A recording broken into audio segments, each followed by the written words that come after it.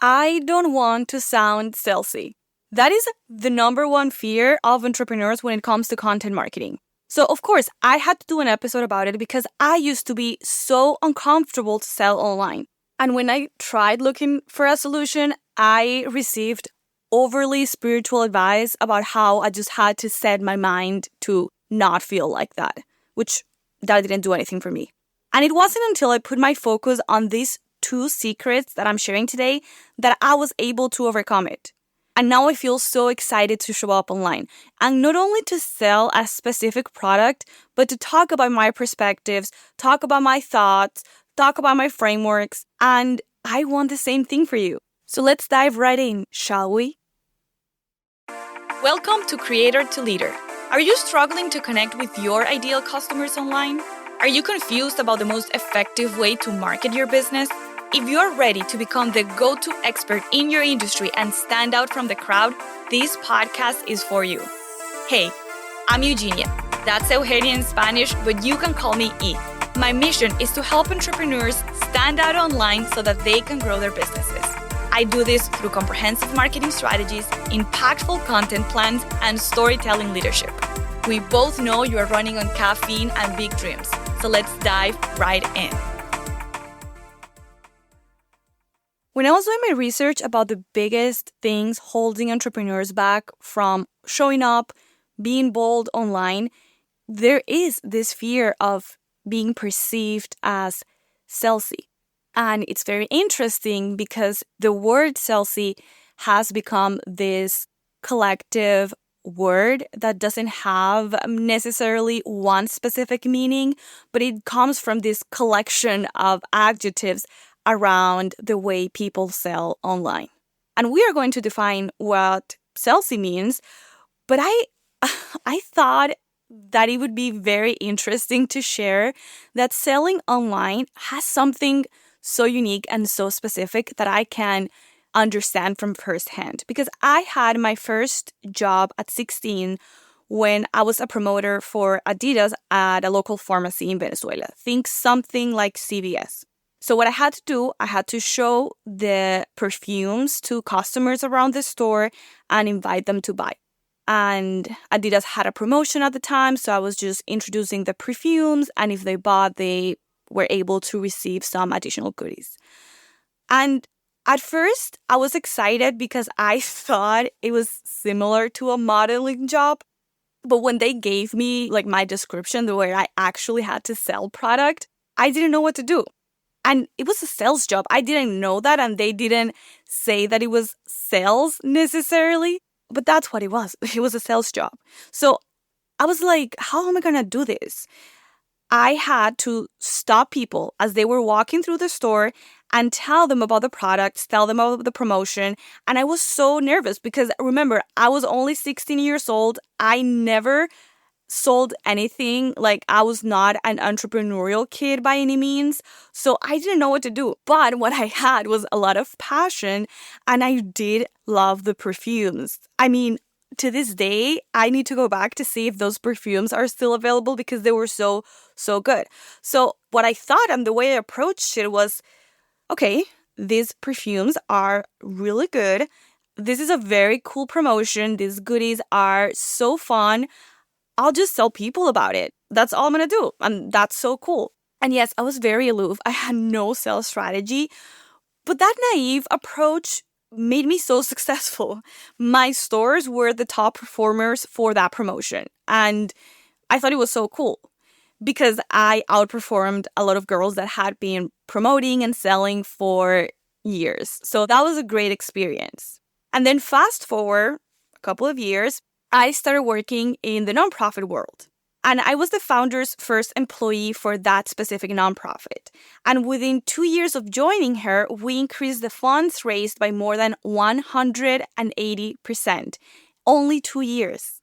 So that was incredible. That was also using all the sales and marketing skills. Now I had acquired them more formally because I had gone to school for communications and I was doing my MBA in marketing. So now I had more of a formal training. But I was so passionate about the cause of this nonprofit and I believed in our leader so much. I talked about her actually on the first episode of this podcast.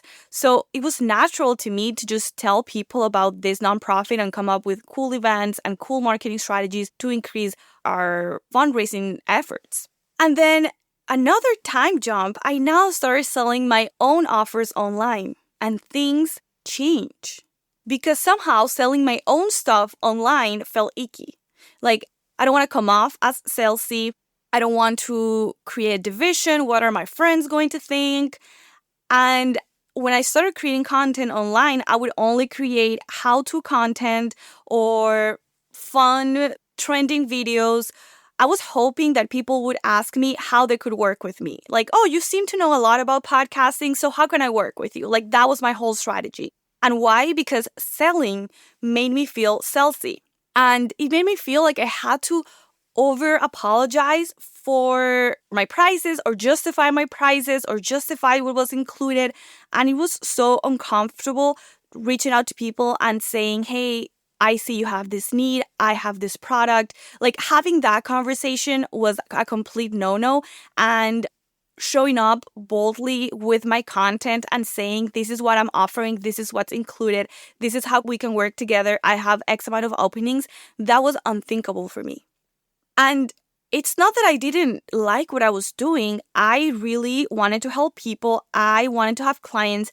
I knew that my approach was unique, but I just didn't want to sell.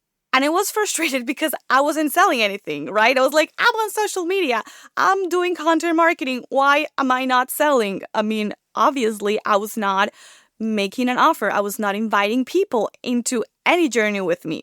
So after years of working with clients on their marketing strategies, because I ended up getting clients, my first clients, not at the speed that I could have looking back and not with the ease I could have now looking back, but all the experience working with different marketing strategies, not only my own, I identified this constant fear or discomfort with sales. And it's easier to look at these things when it's not you, but someone else.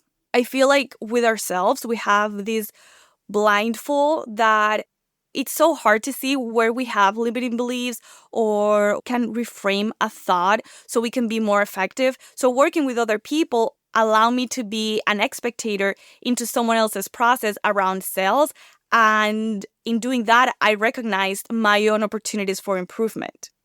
And with my clients, I wanted to help them. I wanted to help them overcome what they were struggling with and what I was kind of struggling with. But most of the advice out there was kind of overly simplistic. And with things like, just don't feel that way. You feel salesy? The solution is to not feel salesy. Or over spiritual advice like, you need to charge your worth. And if you learn to love yourself more, you will be able to feel confident in selling. Like, I'm sorry, no, that didn't work for me. That didn't work for my clients. And maybe you are there too. Maybe you're feeling uncomfortable and feeling quote unquote salesy, and that is making you take the backstage. You are hiding and you are not coming out fully boldly as you would like and as you can because you don't want to show up that way. So you are quiet, you are just sharing generic content, and you're hoping that someone will want to reach out and work with you.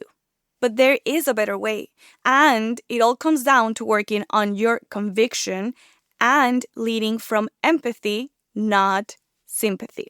But first, before we dive into these two very, very powerful concepts, we need to define salesy. In case this is your first time hearing this word. So, feeling salesy is this sales style that feels aggressive, it feels pushy, it feels insincere, and even a little manipulative because the people that use this style are trying to convince you to buy, even if it's not right for you, because they have a sales quota they have to meet and they need to sell their product to anyone that will listen, even if it's not for them. And I don't know if you watched the movie Matilda, but think about her dad. He was a used car salesman. He was super shady. He was dishonest and he had to leave town because the FBI was after him. So That's kind of this Salesy persona. Or maybe something that we've all experienced is this random DMs from the girl that you went to like middle school with, and she goes like, "Hey girl, I've been following you for a while. You have such a talent for sales. I have an amazing opportunity you'd be perfect for. By the way, I love your dog." Like, excuse me? Like, it feels so transactional. Like, stop. So I understand why, when it comes to the online space, we can feel salesy at times. And I think it's because we've experienced how disappointing this approach is, and we've felt used in the past, and we don't want to make others feel that way. And to be honest, that speaks to your integrity and to your moral compass and how much you care. So I think that's a good thing. And if you are finding this icky feeling of feeling salesy, I want you to just take a minute to say, okay, this speaks to my integrity and this is something I should be proud of. But now we also need to reframe it, right? Because while it comes from this good place of not wanting to be perceived as dishonest, it is an important feeling of fear that we have to overcome if we want to grow our brands, right? Because if we don't sell, we don't make money, and revenue is the fuel for our businesses, right? Or for our brands. Because if you are selling an idea, if you are a speaker and you are selling your ideas, you need to sell yourself. Or if you are working in nonprofit, if you are an activist, maybe selling for you is having people buy into your idea. So we need to overcome this fear of selling online. And to do that, we need to work, as I said, on two main keys. I don't want to overcomplicate it. And these are the two things that really helped me get over that feel. And that's conviction and empathy. So first, for conviction. Conviction is the belief in the product that you are selling. You need to believe that this product is the best there is, or that it's going to offer such an incredible transformation that you cannot wait to get it to someone else's hands. And how do you work on your conviction? You need to use the product you are selling.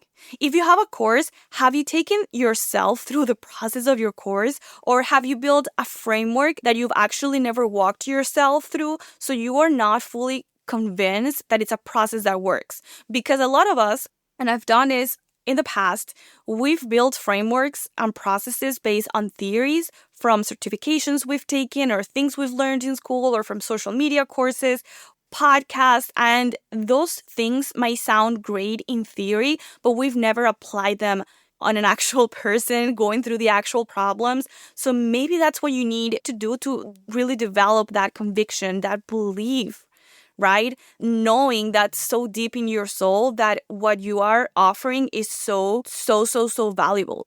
A few years ago, I'm not going to name names, but there was this life coach. She was selling marriage retreats for thousands of dollars. I think the retreat itself was like $2,000, and that didn't include accommodation or anything. And then she was like upselling one-on-one sessions with her and her husband. It was a whole thing. And a couple of months later, after the last retreat they did, she and her husband got a divorce. And a couple of months later, they revealed that they had been having issues for the past 4 years, and they had been almost emotionally separated for 4 years. Granted, this woman had no issue selling her retreat, even when her methods were not working for her own marriage. But for most of us, because we do have a strong ethical compass, subconsciously, when we don't fully believe in our product, we are going to feel insecure, we are going to feel salesy. So how do we fix this belief? You need to use your product. You need to go through your course. You need to be your own client. You need to go through your method so you can see, wow, this is so packed with valuable information. And I'm saying go yourself through it. But maybe if you are selling something for teenagers, is there a person in your life that you can test it with, right? A beta tester for your program. You need to start having those success stories, but you need to start with yourself.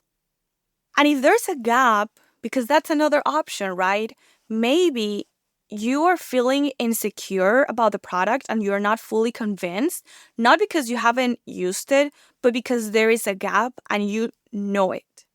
You know that the service and the product is not completely where it should be to provide the desired transformation.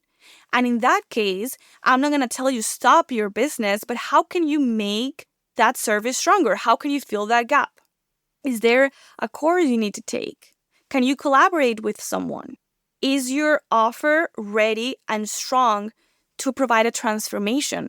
And if it's not, be humble about it and make your offer an offer that you can support, and document the process as you grow as a business owner, as a specialist, as an expert. There's nothing wrong with it. Or maybe you can bring someone on, a collaborator. I've been in courses where part of the curriculum is taught by an expert, by another expert, not the main educator, because the main educator didn't have the expertise. So that has happened a lot in marketing certifications I've taken, where they bring an operations specialist to teach how to implement the marketing strategies from the technology perspective, because the trainer, the educator, wasn't an expert in technology, in operations. And this expert, she didn't have the time to go and be trained in operations and systems. So she brought in a co-educator that filled in that gap for what would bring a powerful transformation. And I have experienced that in a multitude of programs. And I think it's so powerful. And I think that the educators that do that, or the experts that do this, the coaches, the advisors that do that, are standing in integrity, because they are saying, this is not my area of expertise. Let me bring someone who's going to support you fully so you can see strong results. And then the other thing I want you to focus on, right? You first have your conviction.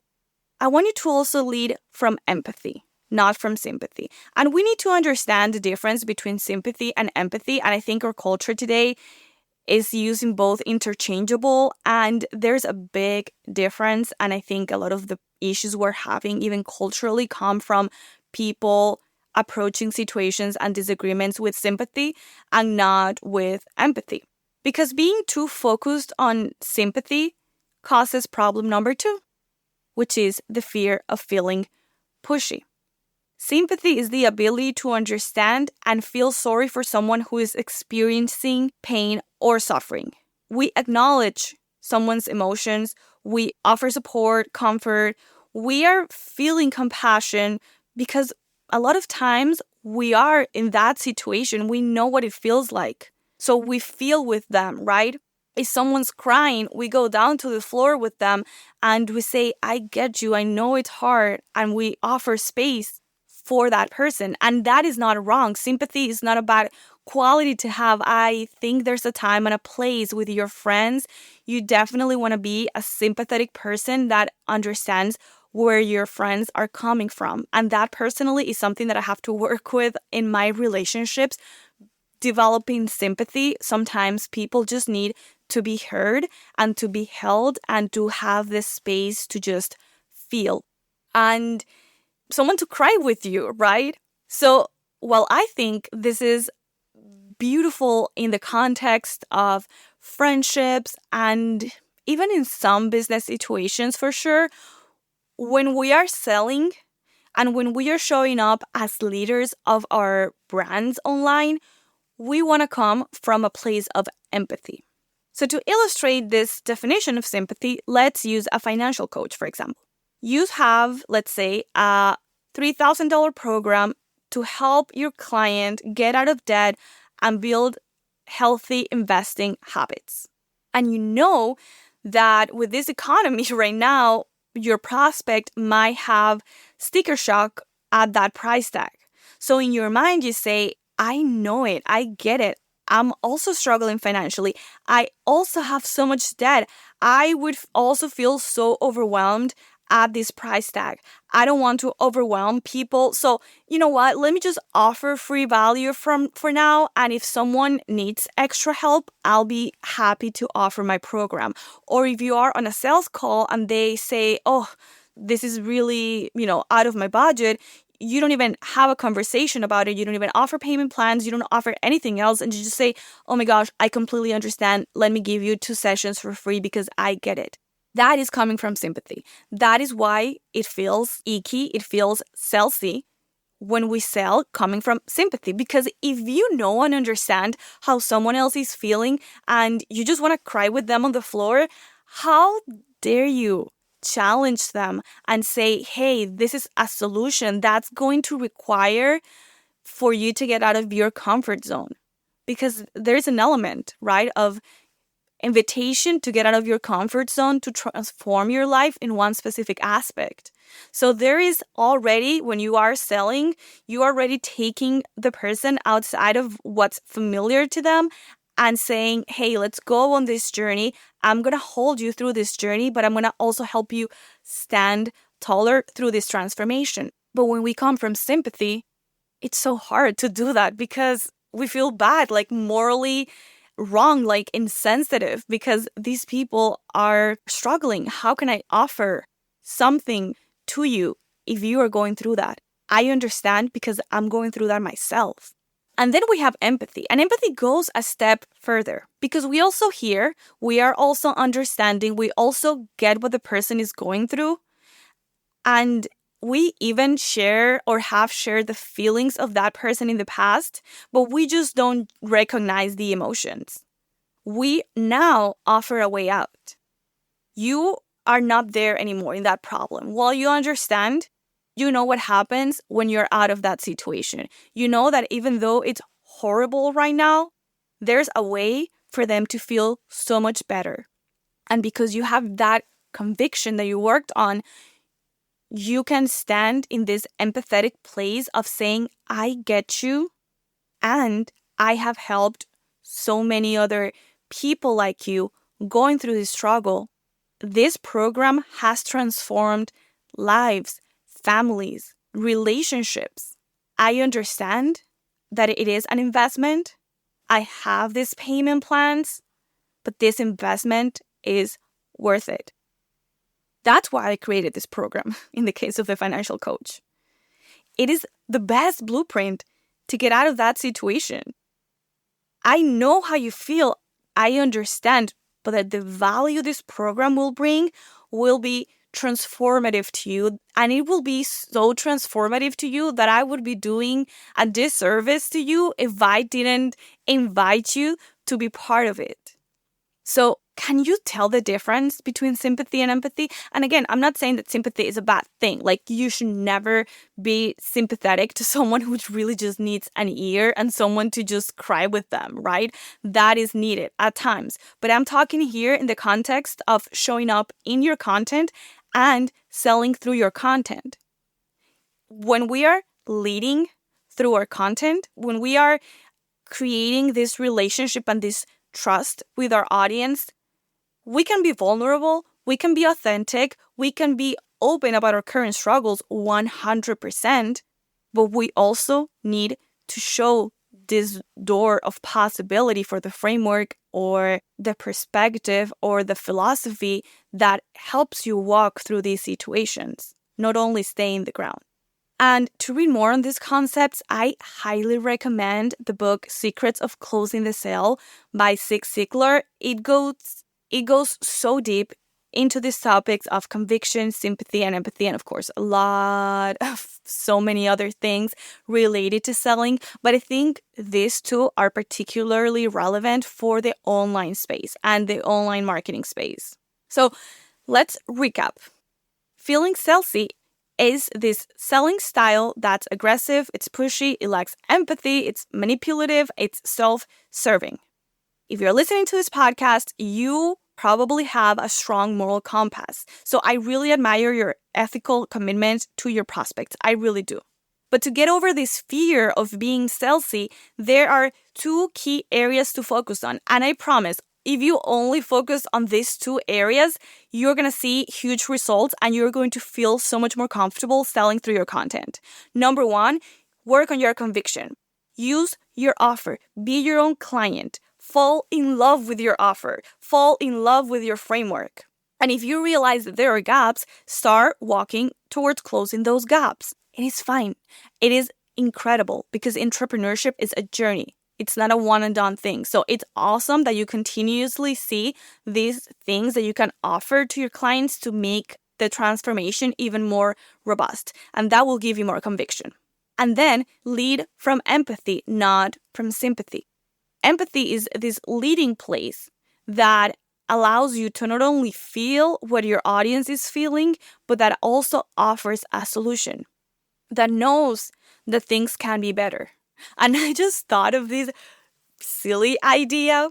Imagine a kid that's waking up night after night because there's a monster under the bed. And the kid goes to his mom and he's like, "Mom, there's a monster under my bed." And the mom's like, "Oh, I'm so sorry, honey, come sleep with me." Wouldn't it be better for that mom to say, "Oh my gosh, I'm sorry, honey, let me hug you. You can sleep with me, but let's go quickly to your bedroom and look together under the bed. And I'm going to be with you in case there's a monster." And you look under the bed and there's no monster. And then you say, "Hey, you see there's no monster."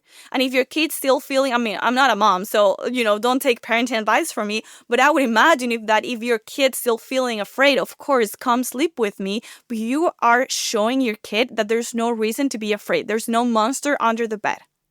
Unless you are living in the Monsters, Inc. universe, in which case, call me please because I want to be there. In any case, working on my conviction and leading from empathy has made a huge transformation in the way I sell online. And if I look back to when I started at 16 years old and I had no idea of what I was doing and I did not even know that I had a sales job, what I had was a strong conviction about how great the product was. And yes, it was a little bit more expensive than your regular fragrance mist from the drugstore, but it was so good that it was a steal. And I also had empathy because I understood that these people were not there to buy perfume and they were probably busy. But I was like, hey, I know this is going on, but trust me, this is a good deal. So now as I'm getting ready to launch a one-on-one program that I'm so excited about, it is feeling very meta because we're going to go through every step of becoming a go-to expert. And yes, that includes selling with confidence. So I'm going through this exact process myself. I'm coming from a place of, I wish I had this information sooner. So if something doesn't work, I'm like, okay, bye, you're not included in the program. And if you want to be among the first ones to be notified when the beta program is available, go to bit.ly/creator to leader waitlist. That's bit.ly/creator to leader waitlist. In the meantime, start working on your conviction, start leading from empathy. You're going to see incredible results. See you soon. I hope you loved this episode. If you connected with the podcast in some way, please rate it and review it on Apple Podcasts or Spotify. That is the number one way you can support the show. And because sharing is caring, share it with a fellow entrepreneur wanting to become a leader, not just a creator. I am so grateful for you. I'd love to hear from you. Shoot me a DM over to @eugenia.woo. That's @EUGENIA.WOO. And if you only send me a microphone emoji, I will know that you stayed till the end. Thank you for listening. See you soon.